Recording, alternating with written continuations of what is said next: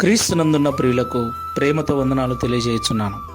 April నెల 26వ తేదీ 2026. ఈరోజు దేవుడు మనకు చేస్తున్న వాగ్దానం ఏమిటనగా కీర్తనల గ్రంథము 31వ కీర్తన 23వ చరణం. యెహోవా భక్తులారా, మీరందరూ ఆయనను ప్రేమించుడి. యెహోవా విశ్వాసులను కాపాడును. గర్వముగా ప్రవర్తించు వారికి ఆయన గొప్ప ప్రతీకారము చేయును. ఆమెన్. నా ప్రియమైన సహోదరి సహోదరులారా, మనం ఆరాధిస్తున్న దేవుడు లోక రక్షకుడై ఉన్నాడు. సమస్త మానవాళి పాప విమోచన కొరకై రక్తము కార్చి ప్రాణం పెట్టిన ఏకైక దేవుడై ఉన్నాడు. ఇందులో ఎలాంటి సందేహం లేదు. ఆయనే సర్వశక్తిమంతుడు, ఆయనే సర్వాధికారి, ఆయనే సుప్రీం గాడ్. ఆయన పైన ఇంకొక దేవుడు లేడు. ఆయనే అత్యున్నతమైన వాడని, ఆయన అత్యున్నత స్థానంలో నివసించువాడని ఎలాంటి సందేహం లేకుండా మనము నమ్మాలి. అయితే ఈ లోకంలో ఆ సర్వోన్నతుడైన సర్వశక్తిమంతుడైన యెహోవా దేవుణ్ణి, యేసు దేవుణ్ణి ఆరాధిస్తూ విశ్వసిస్తూ జీవిస్తున్న విశ్వాసులమైన మనకు ఈ లోకంలో సమస్యలు కష్టాలు వస్తాయి, రాకుండా ఏముండవు. అవి ఎంతలా ఉంటాయి అంటే ఒక్కోసారి భరించలేక తట్టుకోలేక ఎంతో వేదనతో దేవుని ప్రేమను, దేవుని కృపను, దేవుని ఉనికిని కూడా సందేహించే భయంకరమైన శ్రమల గుండా మనం వెళ్ళవలసి ఉంటుంది. అవును ప్రియులారా, యోసేపు జీవితంలో దేవుడు వాగ్దానం చేశాడు. వాగ్దానం చేసిన తర్వాతనే యోసేపు జీవితంలోకి కష్టాలు ప్రవేశించాయి. ఎంతగా ప్రవేశించాయి అంటే 13 సంవత్సరాలు నరక యాతనను అనుభవించాడు.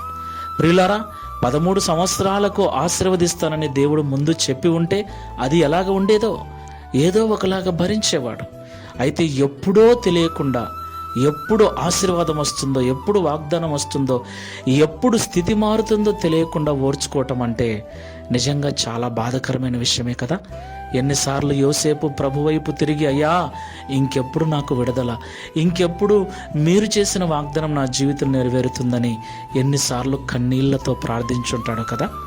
అవును ప్రియులారా, ఒక విషయం గుర్తుపెట్టుకోండి, కష్టం ఎంత గొప్పదైతే ఫలితం అంత గొప్పగా ఉంటుంది. రాబో ఆశీర్వాదం ఎంత ఉన్నతమైనదో ఇప్పుడు భరించవలసినటువంటి కష్టము కూడా అంతే ఉన్నతమైనది.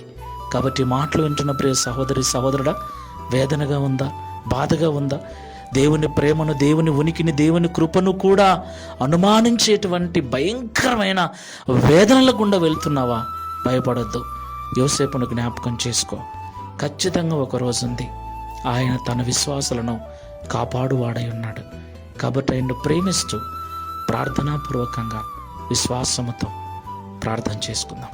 ప్రేమ స్వరూపుడా, పరిశుద్ధుడా, మీకు వందనములు చెల్లిస్తూ ఉన్నాం.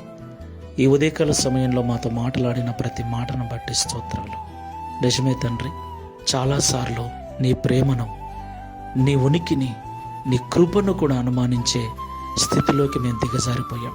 దానికి కారణం మేము అనుభవిస్తున్న కష్టాలు, శ్రమలు, శోధనలు, నిందలు. అయ్యా, మా సహోదరులలో సహోదరీలలో కొంతమంది నిన్ను విడిచి, మీరు లేరని, ఇక విడుదల దొరకదని లోకంలో కలిసిపోయిన వారు ఉన్నారు. అయితే ప్రార్థనలో ఏకీభవిస్తున్న మాతో మీరు మాట్లాడినందుకు స్తోత్రాలు. ఓపికతో ఉండండి, ఇంకొంతకాలం ఓపికతో ఉండండి. యోసేపును విడిపించినట్లుగా, యోసేపును గొప్ప చేసినట్లుగా మిమ్మును గొప్ప చేస్తారని మాతో మాట్లాడినందుకు స్తోత్రాలు. ఈ ప్రార్థనలో ఏకీభవిస్తున్న నీ బిడ్డలమైన మేమందరము, అవును తండ్రి, వచ్చిన కష్టాన్ని బట్టి, చుట్టూ ఉన్న శ్రమలను బట్టి కొన్నిసార్లు మీరు ఉన్నారా, మీ ప్రేమ మా పైన ఉందా అన్న సందేహం కూడా కలుగుతుంది. అయ్యా, ఈ మాటల ద్వారా బలపరిచినందుకు స్తోత్రాలు. ఇక ఎన్నటికీ అలాగూ సందేహపడక విశ్వాసముతో ప్రార్థనాపూర్వకంగా ముందుకు వెళ్ళటకు సహాయం చేయమని ఈ దిన వాగ్దానం మా అందరి జీవితంలో నెరవేర్చి నీ నామమును మహిమపరచుకునమని యేసు నామములో ప్రార్థిస్తున్నాము తండ్రి. ఆమేన్. Praise the lord. God bless you all.